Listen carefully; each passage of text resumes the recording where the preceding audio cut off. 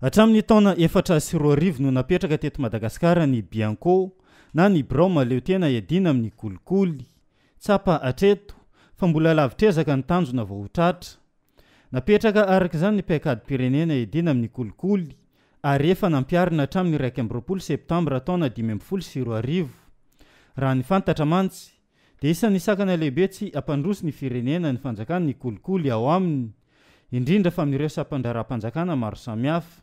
Mifandraika amin'izay indrindra, nisy ny fampifanana sy fampifantarana nomeny ekipa ny Bianco ho an'ny lehibe ny sampandrara maro samihafa ao amin'ny commune Ambonivohitra Mahajanga ny talata 5 volana septambra tolakandro.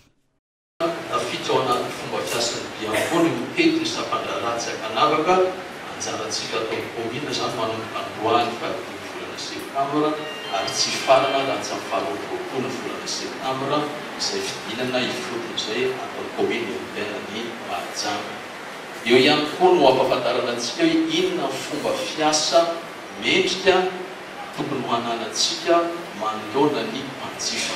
Izay rehetrarehetra izay zany no ifampisarana antsika androany. Ka mahakasika ny antsika hoe fanavaozana na ny réforme mahakasika an'izay ady kolikoly izay. Fantatra antsika fa nanomboka tamin'ny taona 4 tsika eto Madagasikara no nanomboka ny ady amin'izany kolikoly izany voalohany.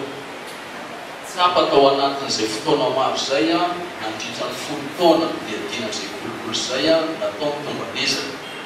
Hita zany fa mbola lavitrezaka ny tanjona voatratra.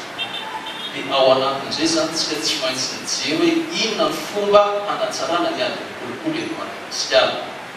Dia tafiditra ao anatin'izay zany ny paikadym-pirenena Ady Amin'Ny Kolikoly na hoe stratégie nationale de lutte contre la corruption.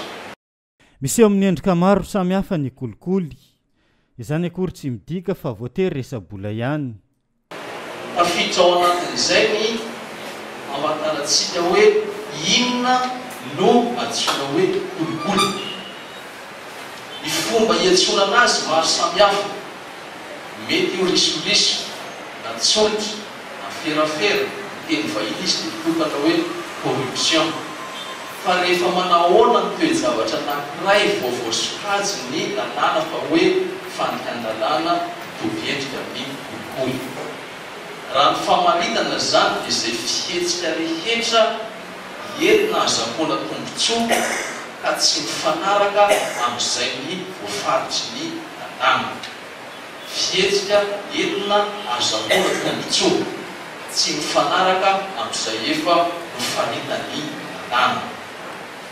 Aharitra andro maromaro ity fampifanana sy fampifantarana ataon'ny Bianco ho an'ny sampandrara maro samihafa amin'ny commune Ambonivohitra Mahajanga ity. Ho isy ihany koa aorian'izao ny fitetezana ireo sampandrara maro samihafa ankoatra ny commune Ambonivohitra Mahajanga.